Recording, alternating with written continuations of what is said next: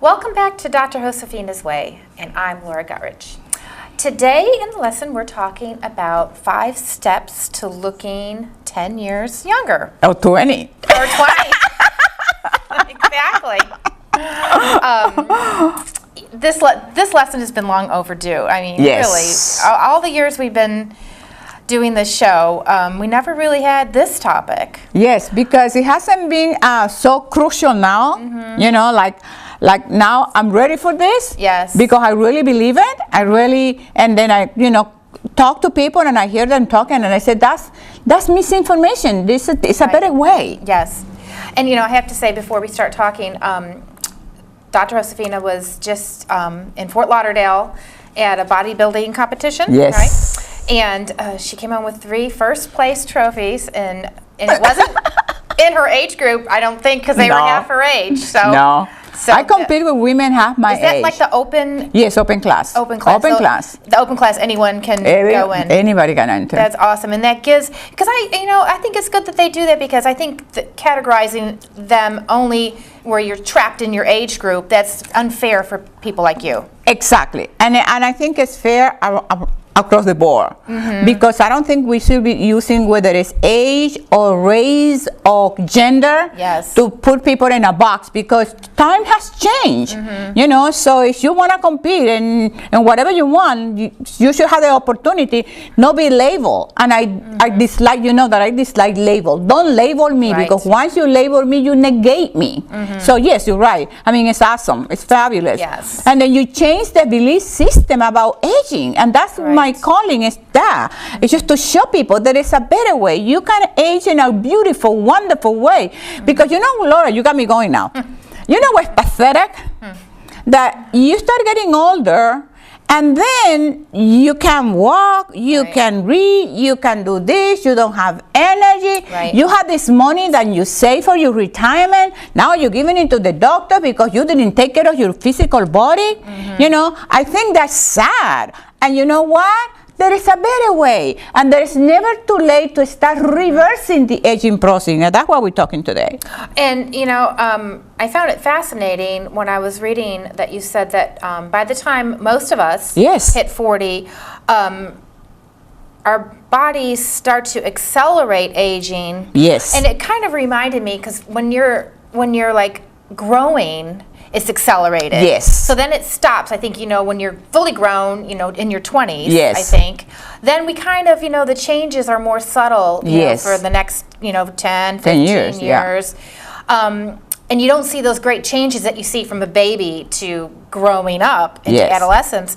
But then it made me think, when we hit 40, all of a sudden it's happening again, but in a negative. It's positive when a child is growing old and up. Yes. But when it happens when we're 40, it's like, oh no, stop. Exactly. And that's why you see the comments, people saying, after 40, everything goes downhill. Yes. Then you start listening to this negative self-talk instead of looking at the other way.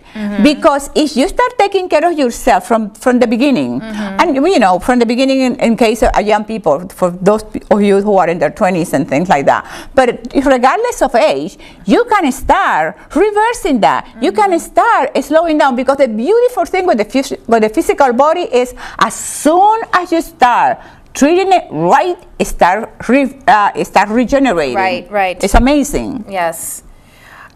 Yes, our body knows. Yes. And we treat our furniture and our houses and the our cars, right? We polish them up, but most people tend to neglect their own selves. We have this attitude that we're gonna just be here forever, and you don't have to take care of your body, because we didn't have to as much when we were younger. Yes, you get older, and once this reversing starts at 40, and you're right, you start to hear the negative talk. I remember I was in a line somewhere and I was listening to somebody else's conversation. Yes. And it was like 2 or 3 women talking, and one of them said, "Oh, well, wait till you hit 45, I think she said." Yes. And so I was right around the corner at that age.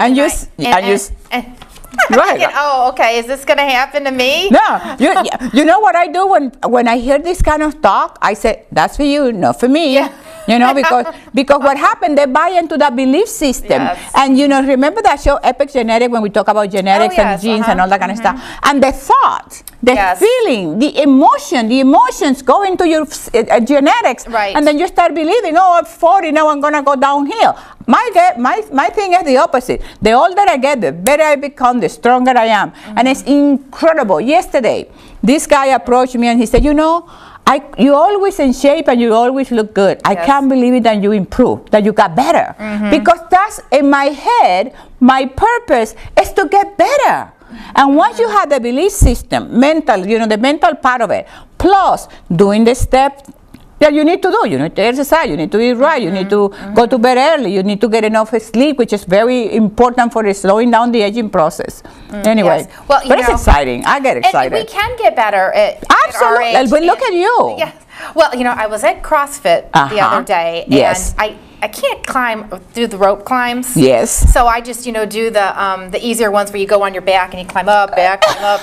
And you got to do 3 of them to their 1, which ends up taking longer, but at least it's doable. So my trainer, he said, he put me on a box, and he made me stand on the box, and I had this little rope burn on my leg because he made me actually make an attempt to climb the rope. And I thought to myself, I'm 51, and I'm not going to climb a rope. I can't do it.